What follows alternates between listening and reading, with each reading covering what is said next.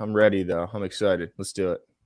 Welcome in, everybody, to another episode of 410 Sports Talk. I'm James Haskell, along with my co-host Glenn Martin, and we are here for another live edition of the show on a Thursday night, as always.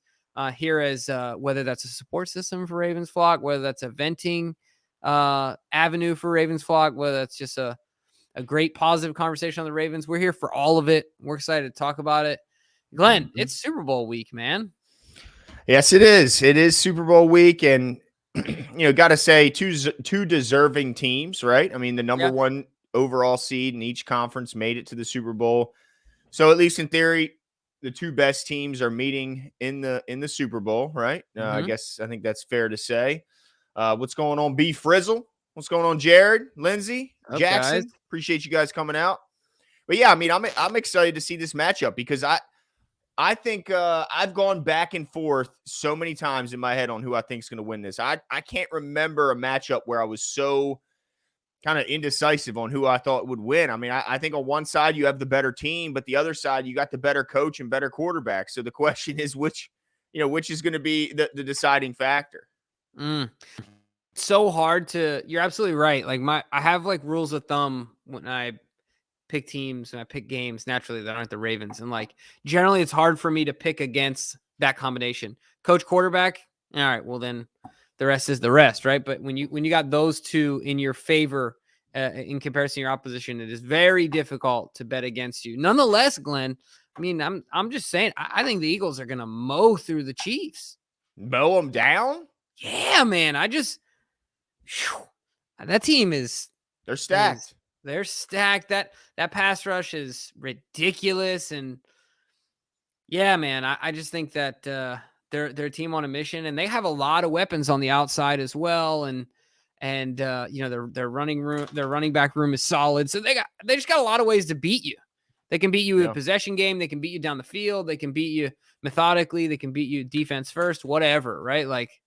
Got a lot of ways. So we're going to get, we can get into some Super Bowl talk, but really, I think the exciting thing we're going to do in this show, and shout out to the brains of the operation here, that being DK, for bringing up this idea, is really what we want to do. Is we want to compare these Super Bowl teams, their rosters in comparison to the Ravens, and kind of see where we match up and where the Ravens need to model themselves after these teams, or where they need to kind of make up for some deficits to see what's missing, right? We're obviously not there. Yep. We're at home or wherever the Ravens players are on vacation right now. If I were a Ravens player, I would be in a dungeon in somewhere listening to Rocky on repeat, lifting weights. Studying football. That's it, dude. That's it, with the newspaper clipping of the teams, and you rip it off the mirror. You remember that? Yep. And it's just a one bedroom somewhere. That's it. Just cement walls. Yeah. Dude, could you see me doing it? Yeah. I could see you doing it, actually. I really could. I could see you doing that. I just come out and I got this massive beard. Yeah. Just a mess. Dirty fingernails. Who is this guy? This guy is unchained. No, but I think it's going to be interesting to see what areas in which we think, maybe there's some overlap from some of these teams, and where the Ravens kind of fit in as far as where their guys match up, position by position. We're going to go through all of it. I think the best place to start, Jimbo, I mean, I don't know. Should we start at the top or should we work our way to the top? Because let's just get it out the way. Yeah, I mean, I don't think we need to rank them necessarily, and I think it's fair to say that even if you feel that Pat Mahomes is number one, huh? You're muted, Jimbo. I don't know. You just muted yourself. Can you hear me? Yeah, barely. Really? There we go. Now you're back. Okay. I said, there we go. You rank them. No, I don't. We have to rank them? No, don't.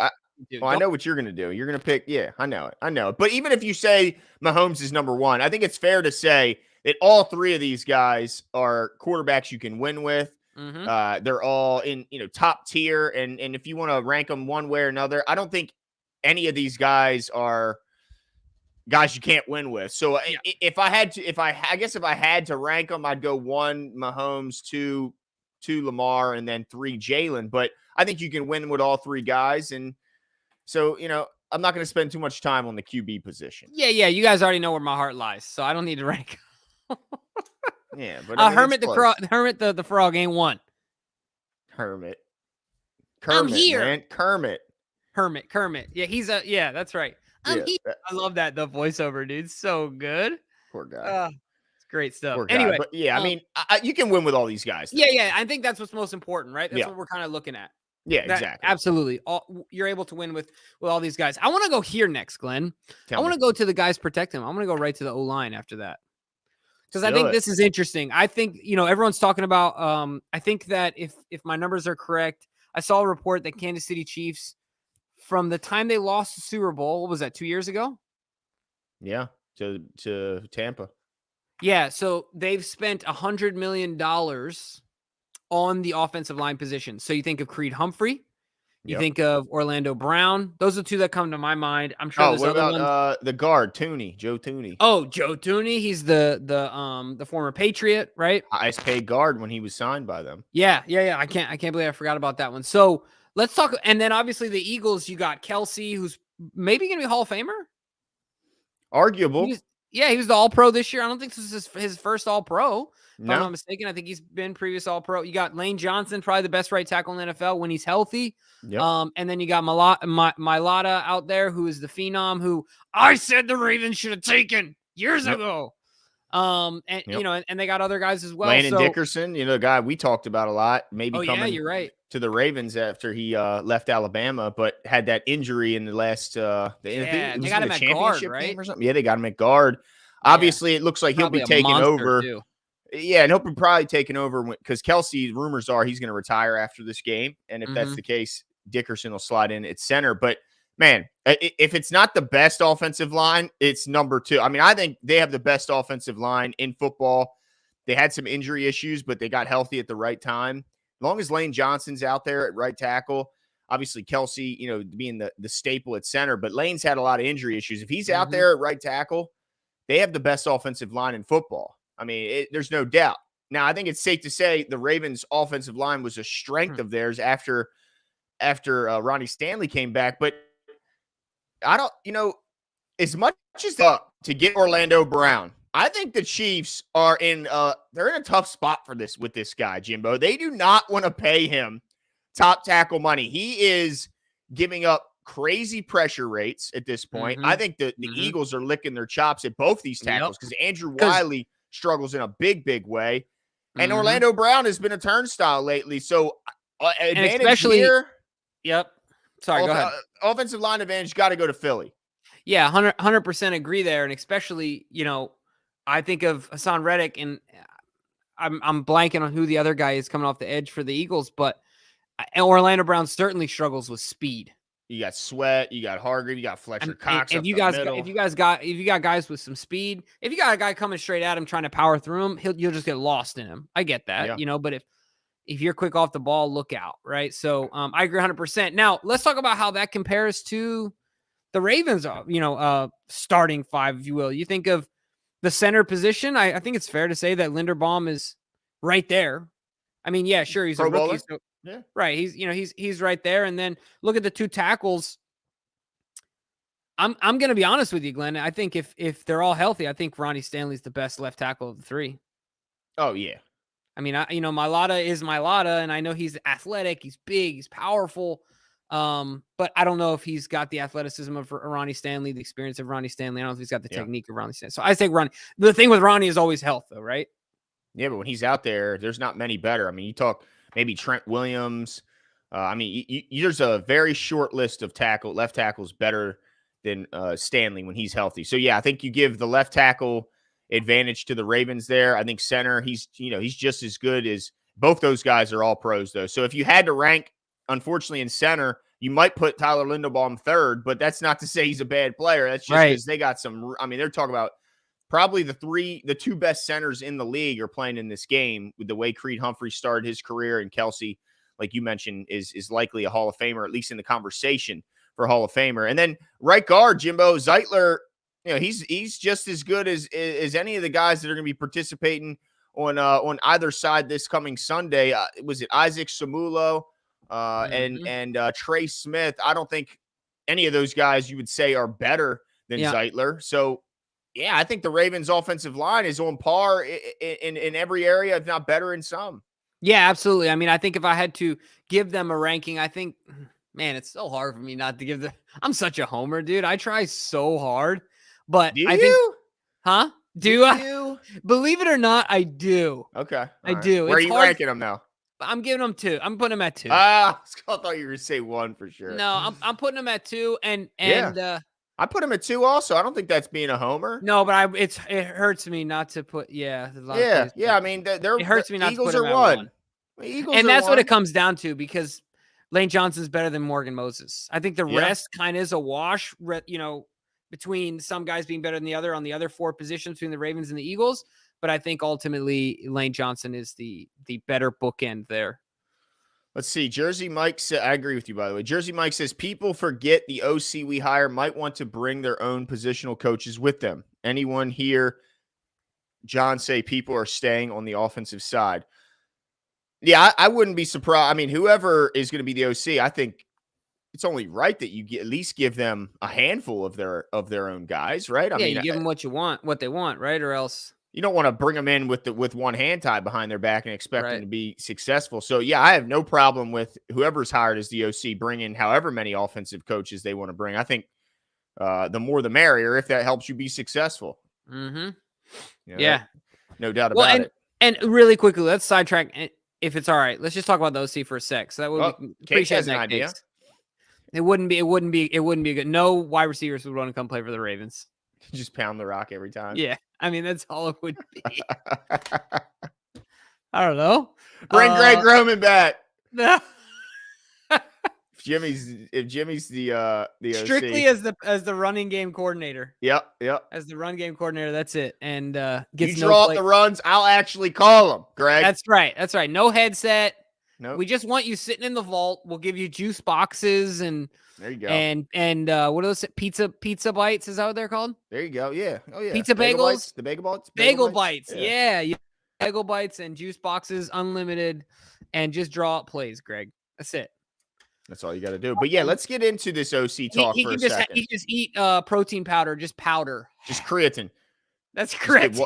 Just get that water muscles up, dude. You know what I mean? Hey, I'm glad that they bring up the OC because we're gonna get back to roster comparisons, but it looks like the Ravens. I mean, they've interviewed upwards of 8 to 10 people, with I think 4 being mentioned as having a second interview. I think we had let's see, Monken from Georgia, right? Is that his name? I'm trying to. No, the Georgia offensive coordinator.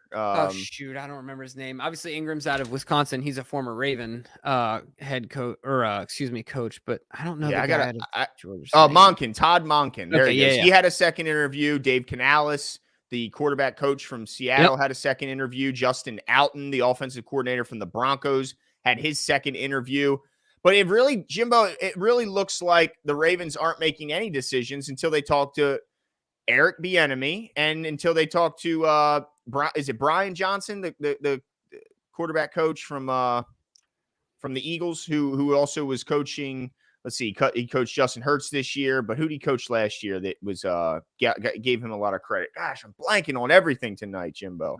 Hold on, let me figure it out. DK, save us. But I know it looks like they're waiting to talk to these 2 guys, and they're, I guess, seemingly fine with if one of these other guys get taken in the meantime. I'm not really sure.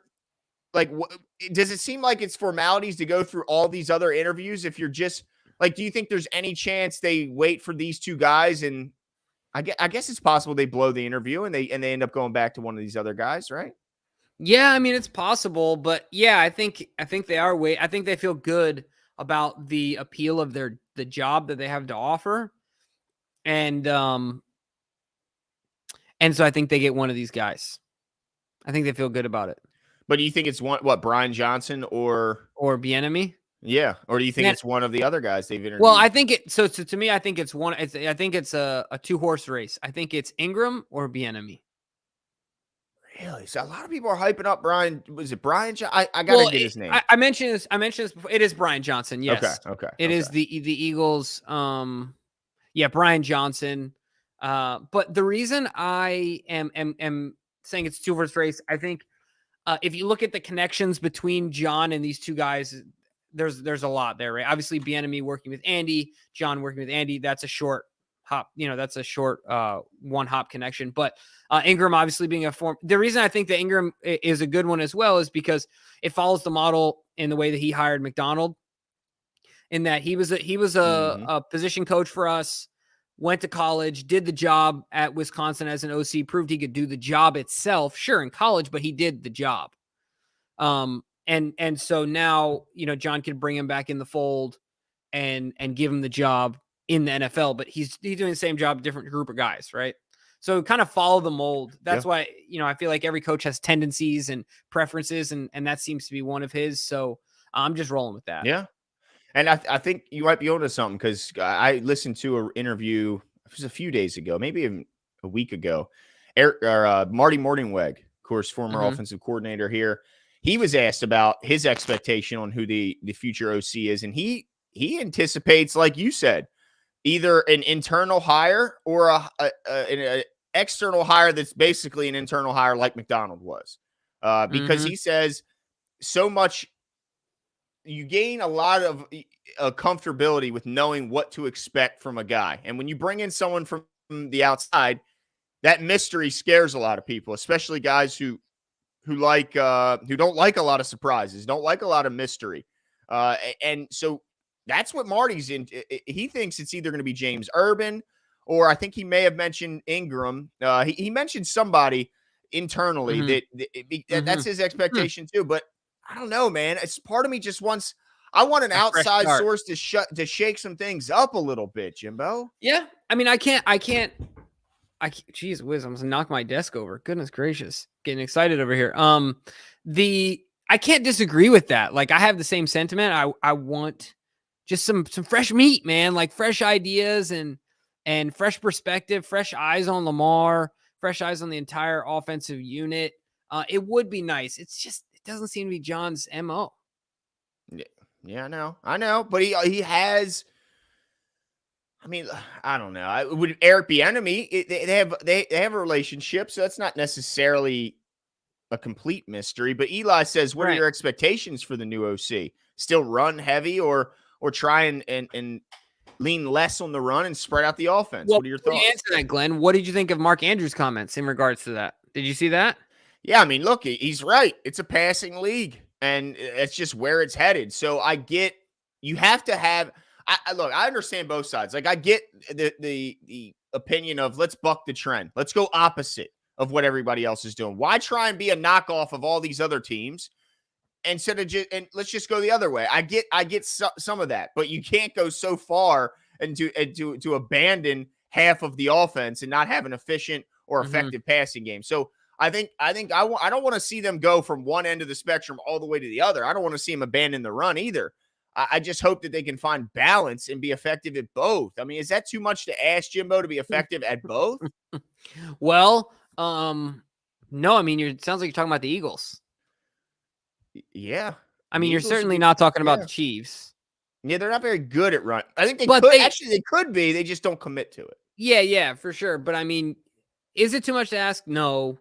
Is it an ideal scenario? Yes. Right. Like, usually one team has their thing, and that's kind of what they roll with in the other secondary. But yeah, no, I would say simply bringing back the rushing attack, the emphasis on it anywhere like within a standard deviation to the mean. Now, we're not even talking about average, a standard deviation, like within 96%. Yeah, we're talking, and then the passing game to the mean, right? Like, that's okay. Like, we'll handle that, but like not so far out there. And so back here where you're like 2 standard deviations each way off of the mean. No, thank you. Yeah, I mean, I know it's easy to say now, but I mean, I'd be happy with. I mean, look, they didn't throw the ball near the top in 2019, but yet they were so efficient when they did that they had the number one passing, as far as touchdown passes in the league. So, I mean, you don't have to go pass happy, but you have to be efficient when you decide to pass it. But man, I'm hoping like heck they don't go crazy.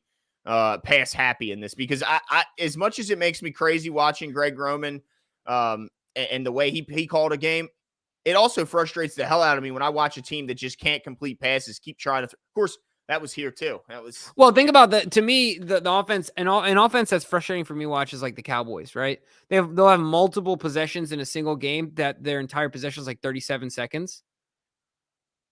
We'll say that one more time. The entire possession, right, is like 37 seconds because they run 3 offensive plays that take like, because it's incomplete pass, incomplete class. Yeah, exactly. Pass, and then the defense is back on the field. Gas. Yeah, and they'll do that like 2-3 times in a row, and I'm like, dude. And then you wonder why it gets out of hand. Yeah, right. And look, I don't think Zeke is what he used to be, and I think Pollard is the better option for them. But I think that Zeke would have been benefited. McCarthy doesn't care about the run game. He never has. He never did in Green Bay. Right. Yeah, And he doesn't in Dallas. And so I don't want that offense either, is to your point. Right. Exactly. You don't want to, you got to have complimentary football, Jimbo. And they didn't have it for most of the part of the season. They had it at times, but just not enough to get the job done. And look at the Bills, right? Like what's been their Achilles heel? Josh Allen is their best rusher. That's a problem. Especially, and look, where they came up short the most was the red zone. Yep. And it's hard when you don't have an effective run game and you rely on your quarterback to punch it in or turn the ball over like he did a lot this year. And that really killed them. But let me ask you one more question before we kind of go back to this roster comparison. If you had to pick between the two, say I'm right, it's between one of these two. Who do you want? Ingram or Bieniemy? Oh man. Doesn't sound like you want either of them. Well, I know. I just I want Brian Johnson, I think is what I'm leaning towards more than anyone. Well, that wasn't on the paper, Glenn. So if I had to pick one of those, I think I might have to go. I'm sitting here saying I want an external hire, but part of me just want now. I mean, Bobby Ingram is intriguing. So if you give me just those two, then I guess I would go with Bobby Ingram. But the guy I want is Brian Johnson from the Eagles. Yeah, and why more than the other two? Well, if I remember. I love the fact that he's worked with 2 quarterbacks that I think have similar skill sets to Lamar Jackson. He's worked with multiple mobile quarterbacks, and I like that. He's also a young man. If I remember correctly, he's like 35 years old. I said I wanted a young guy to come in here that's innovative. And he's 37. Yeah, I mean, Glenn, I like what year? What year do you think he was born? Well, if he's 37. Wait, he's not 37. My bad. He's 35. I kind of gave it away. 87. He's born the same age as me. Dude. 87. What's February of 87. So he's just a few months older than me. So yeah, I want a younger guy. I think Bieniemy's in his mid 50s, if I remember correctly. So maybe that's part of it. Is I want a youth movement here. And hey, you know what else? I totally forgot, dude. I can't believe I freaking forgot this. This is Brian Johnson, dude. University of Utah, Brian Johnson. Look at you, dude. I'm sitting here advocating for him, and you're disrespecting him, bro. Brian Johnson, if I'm not mistaken, he was under center when we took out TCU, and that was 2009. That was the year that we beat Alabama after the perfect season. We had to play in the Sugar Bowl, all that stuff, and we consider ourselves national champs. Oh, my gosh. I just can't believe Yep. All right. Well, I'm all in on Brian Johnson. It's sold. There we go. Look at that. We're on the same page. I love it. Laura says, any chance that we get a long-term deal with Lamar this offseason? I mean, absolutely there's a chance. I'm hopeful that's how it goes. I think there's a good chance that that's how it's going to go. I really do. But nobody really knows. I'll say this. Don't follow him. I mean, look, if you try and read into his post, it's just going to make you crazy. I saw the post, the purple beanie. He's got a bag. He's got the emblem, the Ravens emblem necklace. I don't know what the hell it means. Probably nothing, Yeah, I'm not hip enough. I'm not cool enough. I'm not cryptic enough. People are like, because the bag, and then maybe that means he's about to sign. I don't know, but I hope he is. I hope he's about to sign. And then you see the on the way from what's his name, DeMarcus Robinson, and Lamar said yes, sir, and he said 2023. Yeah, he was excited or something. Yeah. So. That is what it is. But gosh dang it, Glenn, I'm really disappointed in myself. I'm disappointed in you. It's because I lost track of the Brian Johnson, dude. I didn't realize it was him, and he's put on some weight, so he doesn't look quite the same. Oh, haven't we all? Haven't we all? Yeah, I hear that. But no, I'm with it. Look, this is what I like about him. He's a quarterback whisperer, it seems. That's what I'm saying. That's what and look, he can say, I saw it firsthand, a pretty big turnaround in the game of Jalen Hurts when they brought in some talent on the outside that could get the job done where, it didn't have to all be on the quarterback. I think a lot of the benefit, Joe Burrow has benefited so much by those weapons around him and that he can take. It's just like Geno Smith. Geno Smith was drafted, I think, 4th overall. And I'll never forget, the reason he was drafted 4th overall is because he played at West Virginia. No, I don't think he was drafted 4th overall, my man. Oh, dude, it was something crazy. It was like 7. It was in the top 10, Geno Smith, by the Jets. When? What? Oh. Where is it? Second round, 39th pick, bro. Remember, he was waiting in the... Well, look, he should have went later. Let me tell you why. Because his entire offense at West Virginia was shovel passes to Tavon Austin. Yeah. Who took a 2-yard shovel pass and went 80 yards. And at the end of the day, when you look at the box score, you go, gosh, dang, look at these completion percentages for Geno. And he had 380 yards and 5 touchdowns. Meanwhile, he threw the ball air yards, about 8 yards total. Right. He basically was it was Tavon Austin. Who was the other guy that was on that team? He ended up getting shot in the head, I think, when he was playing in the NFL, a wide receiver. He had dreads, right? Oh man, what was his name? He played with him. He played with Tavon back at West Virginia.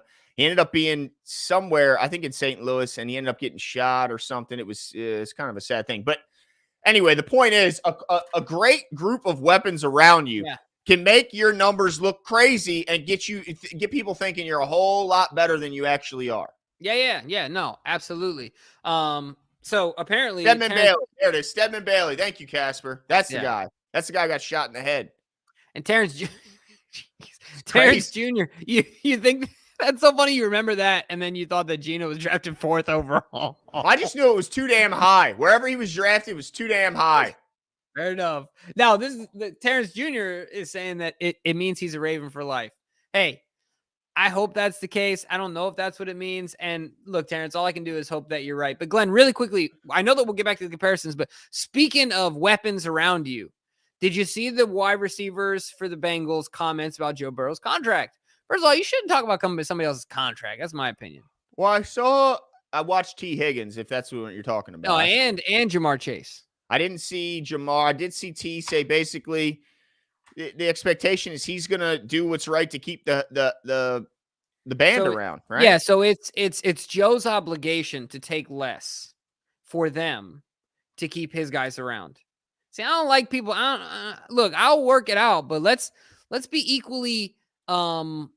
Let's take the skin off of our what's the skin? Let's put the equal amount of skin in the game, right? Like why am I the only one that's got to take less? Yeah, well, that's a good point. Now, if they're saying that we are all going to take a little bit less, that's a different story. Yeah, that's a different conversation. That's kind of like, this is NBA, but that's kind of like what Miami did to a certain extent, right? Where they all kind of took a haircut and didn't have to pay taxes and right. Yeah, exactly. So, it makes up for it. But ultimately, how do you think that this Burrow contract, because I'm not even thinking about her, but how does it affect Lamar? Look, if he doesn't go out there and maximize his value and does take a deal that even perception wise is looked at as a discount, well, then absolutely that will at the very least give ammunition to those who already have something, an axe to grind with Lamar Jackson. And they'll say, well, look at Burrow. He's taking a discount. Look what all he's done. He's won this many playoff games. The same crap we always hear about Lamar Jackson. I think it would, at the very least, give them ammunition. And at the most, it could start to turn maybe some of the loyal Lamar Jackson fans against him and say, well, if that guy's taking a discount, then why isn't our guy? I don't know what it could do, but I do think it will affect Lamar Jackson's contract for sure. Yeah, it's going to be really interesting because I wonder if Lamar thinks about that and thinks about how DK says there's no way. No way.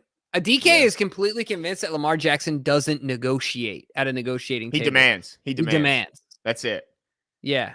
Damn. I don't want that to be the truth. And I think DK also thinks that he's potentially passive aggressive about it as well. I don't think he cares, as in like he doesn't care about the other contracts. But he cares to win, right? So if Joe Burrow is doing that because Joe thinks that's the best way to win? I don't like, do you think that's why he's doing it, or is he just doing it because hey, those are my friends. I want my friends to No. stay I around. think theoretically speaking, if this is the case, I think he's doing it because he wants to win, right? Like legacy is important to him, and he So, I wants his mean, squad and he wants to win. But does Lamar care maybe, about winning?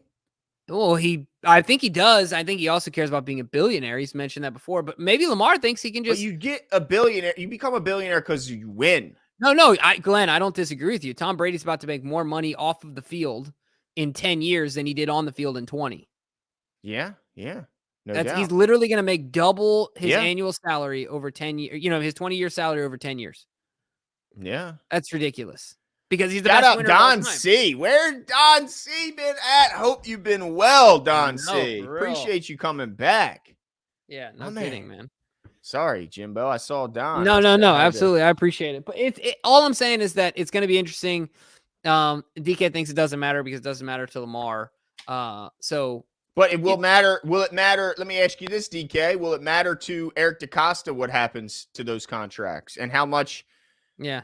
Will that change negotiations? Because it's also fair to say Lamar's just looking at Deshaun's contract. So if Lamar's anchoring with Deshaun's contract, well, then Eric can anchor over here now if he's got Joe Burrow's contract and say, look, dude, you have an argument. I have an argument. Yeah. But we both have validation to our points. What's the end result? But at what point do you start losing if you're on Lamar's side and how many contracts have been signed since Deshaun Watson's?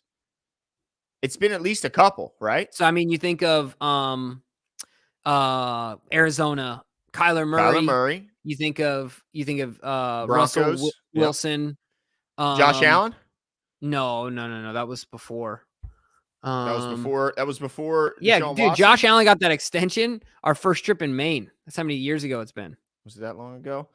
But now, if we talk about Burrow and Herbert, and none of those guys, including Seattle, Russell Wilson, including, all those guys, if none of them come close to those guarantees, what ammunition, will Lamar start to lose some of his, footing in negotiations or in his demands? As DK says, yeah, we do not negotiate with terrorists. I keep thinking of that line every time DK talks about Lamar's contract. He don't play, man. He does not play. No, absolutely. Let's see. I think it changes thoughts for the Ravens. It may drive wedge further between the two. So DK, you are of the opinion that there is a wedge. Damn, DK. You think there's hurt feelings? You're so negative, man. No, don't know. Because if that is true, if all he's doing is demanding, then there's no chance there's no chance they sign him because there's no way they're going to do that number. Right. So you're telling me there's zero chance? Yeah. Well, and I see, I think Gideon Toxlo says unanimous MVP is the card you play. Sure, but Joe Burrow's been to the Super Bowl and an AFC Championship game. What would you rather have? What's more of a card to play? I'm a unanimous MVP of the regular season, or dude, I took you guys to the Super Bowl and 2 FC Championship games. I don't know. They're both pretty good cards. I like unanimous MVP too. Yeah, I think something has to dislodge Lamar's thinking on his value. Yeah, I just don't know what it is. Yeah, I don't know what it would take. It's just so sad. Oh man. Yeah, we gotta get off this topic. Yeah, let's get back. One thing I want to get back to when we talk about comparing the two rosters in the Super Bowl and also how the Ravens kind of stack up. You talked about that historic pass rush from Philadelphia, and it is. It's unbelievable the numbers that those guys are putting up. But what's I don't think being talked about enough. I think number 2 in sacks this year is Kansas City.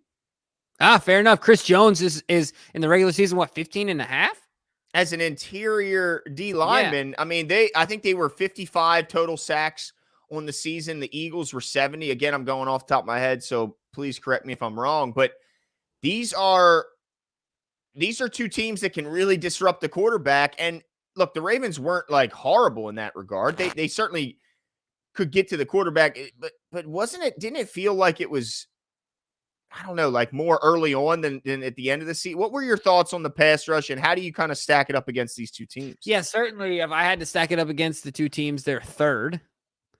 And really it's about. Tell us what it's about. Go ahead. Talk about him.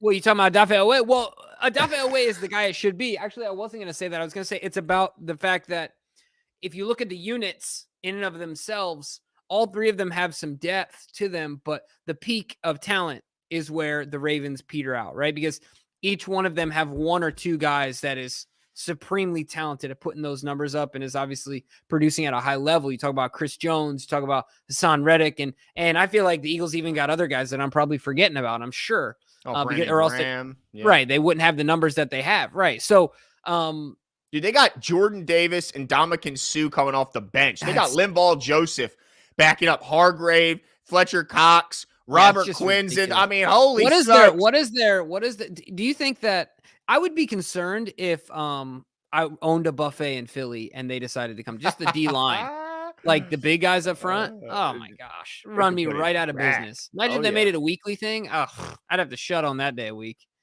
I'd God, shut you just have to sell tickets to have people watch them eat. Dude, you can sell $5 tickets to watch the offensive line put back food. I used to work at a buffet similar to like a Golden Corral. It's called Chuck-A-Rama in Salt Lake, and the University of Utah players came once a week. Yeah. But the really funny, this lady, imagine, no kidding, dude. Oh my gosh, brutal. But this lady decided that she wanted to buy the whole slab of like roast beef, or not buy, excuse me. She wanted to take it to her table. Yeah. Like to give it to her kids. And we're like, well, you can only take one piece at a time. She tried to sue us because she said it was an all you can eat. We didn't limit her on eat, but she wanted to take the whole thing, Glenn. It's like a 10-pound roast chew it beef. Right off the side. Just like, right off the side. Man. I tell you what, I'm glad I wasn't the one that had to step in the middle of that, because she would have taken me to town. Oh, for sure. Hey man, look, you weren't paid enough to defend that hunk of meat. But yeah, looking at the sack percentages, if I just look at their kind of sack percentage rate, obviously the Eagles were number one in the league. They sacked the quarterback 11.5% of the time. And the Kansas City Chiefs 8.15% of the time. Now look, the Ravens, and that was fifth, by the way, as far as sack percentage wise. The Ravens were seventh, 7.6%. So it's not like they were that far off. I agree with you, Jimbo. It's about, they don't have that guy. Top end. Yeah, they don't have that guy. Like, I mean, the Eagles got about three of those guys. But the Chiefs, they got a couple of them. They got Frank Clark, they got Chris Jones. I mean, they got guys. I don't think Odafe Owe is ever going to develop into a guy that they were hoping he would. Not in this system. Maybe he fits better in a 4-3 as a defensive end, just handing the dirt. And maybe that's just the role. I think he's too stiff. He's too upright. He doesn't have natural moves. It has to be all manufactured, and even then he doesn't play with a high enough motor to even get that part done. So I can't believe I'm about to do this, Glenn. I'm about to defend him for a second. I'm about to play the devil's advocate. He's still very young as a football player. As a football player, he played 1 year of high school or something dumb. Well, don't you just know when you see, like, how many guys take this long to develop and turn out? Well, how many guys were drafted this high and only played football for 5 years at that position? Yeah, but Jimbo, they fell in love with the athlete and not the player. That was the problem. Which I'll have to say, if there's one thing that I don't think would have happened under Ozzie Newsome, I don't think it would have been that. My honest opinion is Ozzie ain't touching that dude. He never done it. Pole. Yeah, he never did it. He only got guys. You don't produce in college. You're not a Raven. Exactly. Like 0 sacks, dude. Look, and you can't even Ravens fans can't. Well, people that were believers in Odafe can't even be mad at me, because I'm just learning from the greatest of all time, Ozzie Newsome, and I'm just living by his principles. So when I was upset that we took him, like, what am I supposed to? Yeah, so it's a tough one, man, and the biggest problem is that we're trying to band-aid it with vets. Exactly. You know what I mean? Because they're not even trying. They're having to band-aid it because Odafe Owe didn't work out, and right. Man, you got a lot of eggs in the David Ajabo basket right now. Yeah, no kidding, dude. He's carrying all the weight. Because they don't even know if Justin Houston's going to come back. And if he does decide to play, does he really, depend on what Lamar's situation, does he look at this as his best place to win? Yeah. Oh, boy. Oh, so yeah, the Ravens are third in that category, and it really has to do with the top tier guy being missing one or two. All right, so let's see. We've done I guess we talked about the edge. What about the interior? Yeah, well, I mean, the Eagles obviously are number one, but the Ravens are very strong. All these teams are very strong up front, for sure. All of them. I don't even think it's It's to the point where I wouldn't even, because look, the Ravens have Calais Campbell and Metabike and Yeah, at the end of Broderick the day, it's a wash, right? Washington. Like it's not Yeah, an area where we're concerned about. If you look at the no, talent level in comparison to those in the Super Bowl, we're good. we're good there. Now, Yeah. secondary, they got, look, the Eagles are just loaded everywhere. Their secondary is good too. James Bradbury, hell of a corner. Mhm. Darius Slay, obviously, one hell of a corner. CJ Gardner-Johnson, excellent safety. I mean, they got guys in the secondary that can just flat out make plays. I mean, they're a talented group everywhere, so it's no surprise that they're good in the secondary as well. I think the Chiefs have some players that, look, L'Jarius Sneed's a heck of a player. He had some injuries. He's been hurt as of late, which really hurt them in their last game. I think him going down early in that Bengals game was a big loss for them. Of course, they won the game, but I think that was a big loss. Justin Reed can play. Trent McDuffie, man, he's a fighter. I wouldn't put him on the level of some of those other guys I just mentioned, but look, they got a decent secondary. But Jimbo, I got the Ravens secondary. I'll take them over both of these teams. Yeah, I'm with you. So is Peters on the team in your comparison? Well, we're evaluating Oh, this right. year's Yeah. I guess roster. that's So, fair. Yeah. but yeah, even going forward, I mean, look, you take the number one corner on. I like Sneed. I like Darius Slay, and of course, I like Marlon Humphrey. So I think those guys are all talented. But if I had to rank them, am I crazy to rank Marlon one? No, absolutely not. That's obviously what I would do. But and then I think our safeties are the best duo or the best trio, however you want to call it at this point. For sure. That's fair. I mean, I think that's safe to say. And so once again, you can check that off the list. Not an area of concern in comparison to those teams that are in the Super Bowl. So we've talked. Let's see. Let's go linebacker. Yeah, I was going to say. I mean, I think it's the same thing. I mean, I think the Ravens. I think the Ravens are one. Yeah, I think the Ravens have a top two duo. I mean, I guess you could compare. You could talk about the Niners duo, and you could maybe argue that those guys are better. But I would argue that. Mm-hmm. I mean, Buffalo has an argument with Milano and Edmonds. They're good, but and I think that PQ and Roquan are better than those. No way. I mean, we saw what happened. The Bengals. The story of that game, that playoff game loss, was that Joe Mixon went wild in that snow game. And Milano was the all-pro linebacker this year. Kind of tackling, like he was a tackling machine. But yeah. But there's no way. I mean, we obviously saw it. What Joe Mixon did, 2.8 against us or 2.5? Yeah. Oh, we shut him out. Yeah. So I mean, yeah. But the Kansas City Chiefs are good. I think the Kansas City Chiefs are a little better at middle linebacker. Look, Bolton, I believe I'm going a lot off memory, but I think Nick Bolton set like the tackling record for them this year as far as most tackles in a season, if I remember. And then Willie Gay, he's a talented player as well. But I think the point is, if you look at their defense, the Ravens had the defense to get it done, man. Absolutely. They had a championship defense. Yeah, I think we have the best defense of the three. So comparing defense to defense, I think we're set. Now we talked about the O-line, we talked about quarterback. This is where it gets fun. Let's just talk about special teams real quick. I think that kicker, obviously Ravens are number one. It's really not an argument. Yeah. And it's not even about ranking. It's saying, okay, we're good there, right? Like punter, also good there. So let's get that out of the way. But and even returner, like us, obviously plenty fine. Yeah. But let's talk about it, Glenn. Who do these teams have at? Let's just go right to wide receiver. Let's go. Let's pour all the salt. Take all the salt, unscrew the top, and just pour it right in the wound.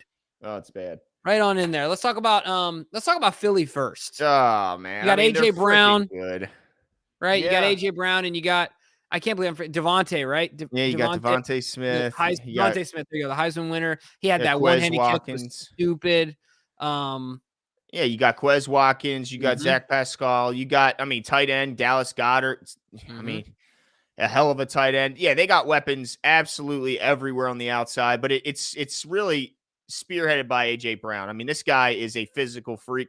It's amazing. When you look him up, you would never guess he's only 6'1" if you watch him play. No, he looks massive. He looks and plays like a 6'5" freak of nature. Power forward, right? Like, yeah, I mean, he is so physical. The way he runs with the ball in his hands, his go-get-it mentality when the ball's in the air, it's his ball. I mean, that's how he looks at it. It's his ball. And he plays that way. Devontae Smith, route running, just cuts you up. Little slight, but, man, doesn't seem to get beat up or pushed around like you'd expect, for a guy that doesn't necessarily have the, he doesn't have the muscle AJ Brown does, but hell of a player. Mm-hmm. They might have I mean, it's arguable that they have, one of the very best group of weapons in the whole league. Yeah. I mean, and then let's move right over to Kansas City. Obviously, you got the future Hall of Famer in Travis Kelce, who is creeping up to the status of maybe being the best tight end of all time. Yeah. Certainly the best playoff tight end of all time. And I know Gronkowski would put an argument up there, but he's starting to come down on a lot of Gronk's records, playoff wise. Yeah, I mean, you talk about him, and even outside, you talk about Scantling, Marquez, it's Valdez Scantling. I can never get all the names right in the hyphen there. So him, and then Juju. You got Juju, you got Sky Moore, Kadarius Toney, they traded for, which was a great pickup for them. So they got a McCole Hardman, who says he's trying to play. I don't think he's going to make it, but yeah, no. But either way, I mean, everyone talks about them being a hodgepodge of wide receivers, and sure, they don't have Tyreek Hill, but they still got some guys there. I mean, obviously, it's when you take a Tyreek Hill out of that unit, it's going to obviously make a difference. But at the end of the day, they got some guys. Now, this is where it's going to get real fun, Glenn. Why don't you talk about the Ravens wide receivers? Let's do it. Yeah, I mean, I think they got a really good one in Bateman. I think Rashad Bateman. If say something funny and say James Prochet. I really thought you were setting that one up. Can't do it. I'm going to be nice to my Ravens. They got a good one in Rashad Bateman. The only question is, obviously, can he stay healthy? Because if he can't stay healthy, it doesn't matter how good he is. Doesn't matter how much we project he could be. It's just disappointing because the guy didn't have a history of injuries, but since he's been a Raven, he certainly has. So I think they got a good one there. I think Demarcus Robinson will be a good player if you can keep him in a role that he can be good at, which is the third or fourth receiver on your team and not the one, and certainly, I mean, not the two and certainly not the one. Sammy Watkins, I'm hopeful he won't be here next year. No? Hammy Sammy back? Playoff Sammy back? Don't want him. James Prochet, goodbye. See you later. Andy Isabella, goodbye. Tylan Wallace, don't care. Shamar Bridges, don't care. Is there any way? It's funny, of all those names, Shamar Bridges, don't care. Of all those names, Andy Isabella is the most intriguing to me. Is there any way that another OC can get more out of him than what Greg Roman obviously could not? No. I think you're wrong. I think you take a flyer on him and see what you give him a chance in camp. On James Prochet. No, on Isabella. No, Isabella. Yeah, I guess. I mean, he's going to get a job on him and you give him a true shot. Yeah, he's going to have a job because he can return balls, and if need be, you could maybe activate him off the practice squad to be your fourth receiver, maybe. But he's not a player I want playing on offense for the Ravens. I just don't want it. Casper says James Prochet is going to have to learn Chinese very soon. I don't understand it. Am I missing something? Is there football in China? I don't know. DK, are we missing something here? I don't know. I'm not that bright. So yeah, chances are I'm just missing it. But no, I think the Ravens have two receivers. So 2 to 3, if you consider Demarcus Robinson a guy you want to bring back. Do you though? Again, as your fourth receiver, I'm okay with it. Right. Not as your number one, huh? Certainly not number one. But yes, I mean, I think the big issue though. Well, let's talk. Let's talk about the tight ends. We've included them in the other groups as well because fantastic. Mark Andrews. I think Mark Andrews is 2. Goddard's 3, but Goddard's not bad. They're all good. No, but certainly is from top to bottom though. If you include Isaiah Likely, Kohler, and Josh number 1. Oh my gosh, how am I blanking on his name? Oliver. There you go. I think our group might be the best if you take the entire tight end room. No, that's fair. Bottom. And I don't think that's an argument. Yeah. No. Now, if they still had Ertz and Goddard, then it's a different conversation. But yeah, the way they're currently constructed, but that's a good room. But running back, I think the Ravens are number 1. I mean, look, Isaiah Pacheco's a nice story. He's fast. Sure. He's got some nice burst. I think Jerick McKinnon. J.K. Dobbins is better. Yeah, he's just a better player. He's better than Miles Sanders. He's better than Boston Scott. He's better. He just needs to get the ball more. The only advantage that those guys have is volume and opportunity. And I think Gus Edwards is better than all these guys too. But people are going to call me a homer. I don't care. I think he's better than Miles Sanders. I think he's better than Isaiah Pacheco. I'll take him over Clyde Edwards-Helaire 10 times out of the week. Any of these guys, I think the Ravens have the best 2 running backs in this whole competition right here. Yeah, I agree with you 100%. So it sounds like at the end of the day, Glenn, we're saying what we've always been saying, what everyone's been saying. It's all about that wide receiver room, man. That's it. It's about wide receiver on that side, and you got to get, you got to keep building that pass rush group. I mean, as much as the Ravens weren't bad, they were 7th, but you're talking about the top 2 pass rushes in the league, and they're in the Super Bowl. So I think it comes down to got to add weapons to the outside, and you got to continue to affect the passer on the other side. Yeah, 100%. The other thing I'll say here at the end of the day is that, well, let's talk about coaching staffs. How about that? Well, I mean, right? You could tell me Andy Reid is better, but you damn sure can't tell me that Nick Sirianni's better than John Harbaugh. Right. I won't listen. Yeah. No, I mean, look, longevity, John hasn't beat there. Consistency, John hasn't beat there. And I mean, Super Bowls, obviously, John hasn't beat there. So, I mean, and he's on a great trajectory, but you can't rank Nick Sirianni over John Harbaugh. At this point, that would be it's far too early. Yeah. We need to see him hit some hard times and see how he responds. We need to see him face a lean year and see how he makes it out. Yeah, now, and the one thing I will say that does give me optimism, everyone talks about how the Ravens aren't going to be able to make a ton of moves from the wide receiver room and, don't get your hopes up, this, that, and the other. I understand all that, but first of all, some people are overly negative. 105.7, you know who you are. Mm-hmm. Number 2, when the Ravens are hyper-focused on a specific, I can't even say this. I can say this. They've had other off seasons where they've been hyper-focused on a certain position group, and they've found a way to fix those problems. I believe that the Ravens can get it done. I just think they can get it done. There's no way you can be this talented of a front office at so many other aspects of football and then turn around and just be so putrid at identifying and bringing in wide receivers. It just blows my mind. But the thing is, Jimbo, they talk about how they signed this Keith Williams to be this guru of wide receivers, and yet all I hear about is how the receivers are trash. So it's one or the other. Either Eric DeCosta can't identify talent in the wide receiver, or the wide receiver guru to the pros is a bunch of BS. One or the other has to be true. Well, yeah, I think it's just the talent in the room, yeah. So then Eric DeCosta doesn't know what the hell he's doing when it comes to wideout. That's scary. That is scary. Because how else are they going to add it? Are they going to it sounds like the only possibility is what, DeAndre Hopkins? Well, however it shakes out, it's got to be known commodities. So then it's who? It's anyone else other than DeAndre Hopkins. Yeah, and look, Murphy's Law, dude. Like, you got to hit it every once in a while in the draft. You got to hit it, right? You keep swinging. Eventually, you got to hit. Maybe they trade out of that number 1 spot, get an extra 2. And they go with a receiver there, and he hits. But, man, I'm so nervous. If all they do is try and address it in the draft again with the recent swings and misses, I'd just be scared if that's their only plan. Right. Gotta have a multi-attack plan here on this one. Yeah. Multifaceted approach for sure, right? Oh, man, Mike Evans, I'd be so hyped. Yeah, dude, I would lose my mind. I might just say, just give him the whole draft class. I don't even care. Just give me Mike, dude. Just get us a guy. I'm so frustrated. Just get us a guy in here that we know is gonna produce and stay healthy.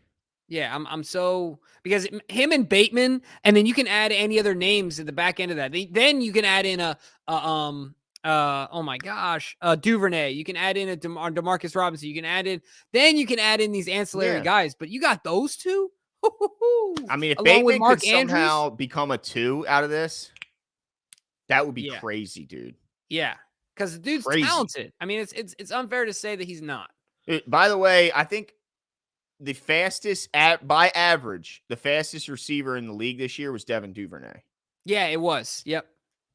So they take your top off the defense speed in Devin Duvernay. They just didn't use it at all. They got it in Bateman. We saw his top speed this year. They just didn't know how to use it. So they got some things, I think, on this team, but they obviously don't have that big fish they got to land. They got to land one. Got to do it. And I would take Michael Evans over DeAndre Hopkins. I just like how Mike is either.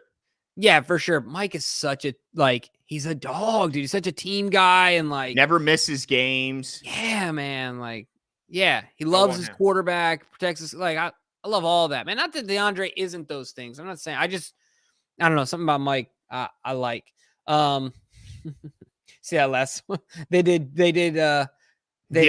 jet sweeps. Exactly. Yeah. Unbelievable. Oh my gosh. Well, listen, I think ultimately, Glenn, I feel positive after this. At first, I was a bit concerned when DK brought this up in our group chat. I was like, oh man, we got to do this. We're going to come up short in a lot of areas. But honestly, I don't think we have. No. I don't think we have. And I think we tried to be as objective as possible. So I'm excited about it. Adit Mahmood says, thoughts on Keenan Allen if he's cut? Hey, I'm not going to say no, obviously. I like Keenan. I mean, he would be. Yeah, he would be. He just has injury concerns. That's it. And he's not a burner. In a lot of ways, not in all ways. In a lot of ways, he reminds me of Anquan Boldin. Yeah. Oh, big time. You know what I mean? Yeah, because Anquan didn't win it with speed. No, yeah. But Keenan Allen gets more separation for being as slow as hell than anyone I've ever seen because he's a route-running savant. Right. Exactly. His technique, his ability to cut in and out, his breaks. But yeah, his top end speed is not there. I'm not saying he's physical. That's okay. You got Bacon. You got Duvernay. Yeah. Right. But man, I would love it. Yeah, I think though the Ravens will have an opportunity to make plays at wide receivers, multiple wide receivers. Will they do it? I don't know. But look, ultimately, I feel good about our roster now going into next year, better than I thought I was going to when we originally approached this topic. Yeah, as long as Lamar's there. Yeah, I mean, yeah, for sure. So let us know your guys' thoughts. I mean, I had an absolute blast. Are we out of our minds when comparing the roster to the other teams that are to the two teams that are in the Super Bowl? Yeah, we had a blast. Homers, honestly. Yeah. Let us know. Leave your comments in the chat and hit us up on social media. Leave your comments below. That's it for us tonight, folks. Oh, also, we are going to be taking the week off next week. Go Eagles. Go Eagles. We're going to be taking the week off next week. So if obviously something breaks, then you can depend on us. But we are going to take a week off. I think it's a well-deserved week for us. So DK, sit back, enjoy yourself. Glenn, do the same. I know that I'll be doing the same. So we are going to take a week off, gentlemen. That's true. That is true. You'll be working. But yeah, that's it. But yeah, if something happens, you can count on us. We'll be there. But thanks for you guys participating. Don C, Gideon, super active. Appreciate you. Jared Ramirez, thanks for coming out. Manuel, Benjamin Scott, Osmond, Little Phil, appreciate you. Casper, Adam 78, everybody who participated, everybody who was a silent observer. Thank you so much for your continued support, and have a great night. Yeah, last thing, my wife just reminded me, because we're not gonna be on next week. Happy Valentine's Day to everyone, or upcoming Valentine's Day. Enjoy it with your loved ones. Have a good one. And what's up? Or by yourself, I was saying, or just hang out. If you don't have a special one, just lit a few candles. Treat yourself. Treat yourself. All right, guys, that's it for us before this thing gets X-rated. Talk to you guys soon.